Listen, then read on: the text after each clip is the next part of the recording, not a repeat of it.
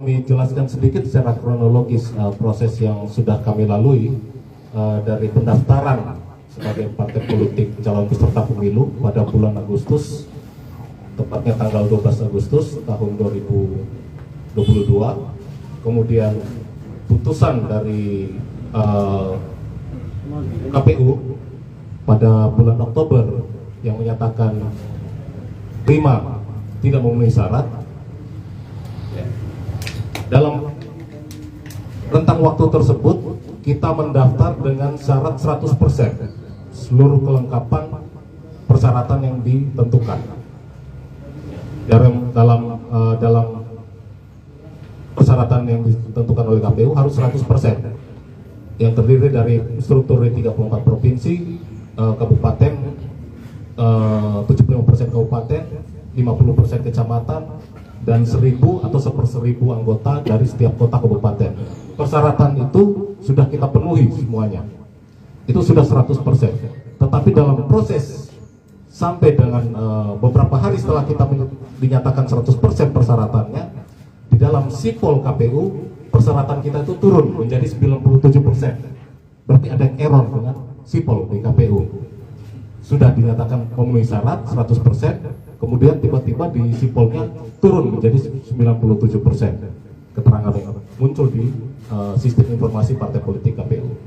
Nah, kemudian kita sudah melakukan upaya hukum karena ada persoalan-persoalan seperti itu, ya. Kita melakukan upaya hukum dengan mengajukan dalil gugatan ke Bawaslu, antara lain bahwa KPU menerapkan standar ganda karena ada anggota yang di daerah tertentu dengan persoalan NIK, ya, NIK yang dinyatakan belum terdaftar ke dalam daftar pemilih berkelanjutan. Itu ada yang dinyatakan memenuhi syarat, tapi di daerah tertentu ada yang dinyatakan tidak memenuhi syarat. Jadi ada standar ganda yang terjadi dengan KPU, yang digunakan oleh KPU. Kemudian juga ada error, ya, dalam sistemnya seperti yang tadi saya jelaskan soal menurunnya data presentasi dari 100% menjadi 97%, dan juga ada persoalan-persoalan lain yang berkaitan dengan sipol dan tata cara yang dikeluarkan oleh KPU. Nah, keseluruhan gugatan kita ini dikabulkan oleh Bawaslu. Artinya Bawaslu sudah mengakui bahwa ada perbuatan melawan hukum yang dilakukan oleh KPU. Sehingga kita diberikan waktu kesempatan 1 kali 24 jam untuk memperbaiki.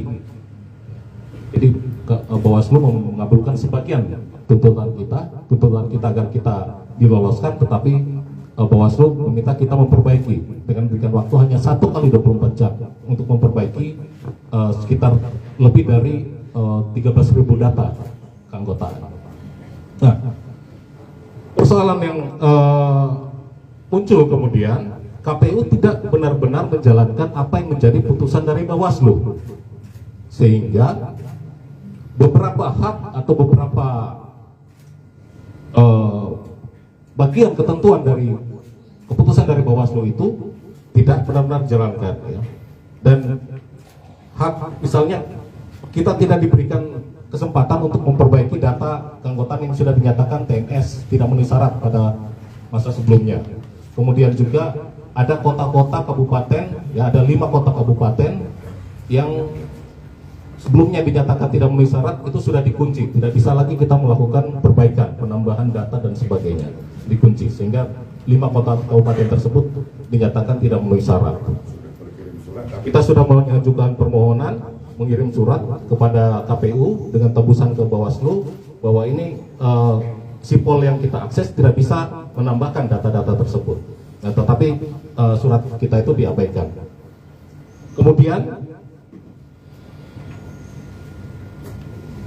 di sini sudah terjadi pelanggaran terhadap prima, sehingga pelanggaran hak politik kita, sehingga kita kemudian melakukan gugatan ke setelah muncul putusan di bulan Oktober, kita mengajukan gugatan ke Bawaslu, ya, ke Bawaslu. Bawaslu menyatakan tidak dapat memproses kasus kami karena kasus ini merupakan tindak lanjut sesuai dengan peraturan Bawaslu. Kasus ini merupakan tindak lanjut dari putusan Bawaslu sebelumnya, jadi tidak dapat diproses. Majulah kami ke Petun, PT UN.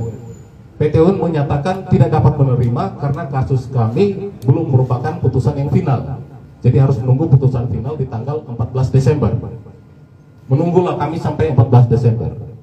Muncullah putusan final dari KPU tanggal 14 Desember. Tetapi putusan dari KPU ini tidak sesuai dengan PKPU-nya sendiri yang menyatakan bahwa KPU harus menyebutkan nama-nama partai yang lolos dan nama-nama partai yang tidak lolos dalam verifikasi. KPU hanya mengumumkan nama-nama partai yang lolos, yang tidak lolos tidak disebutkan. Apa akibat hukumnya?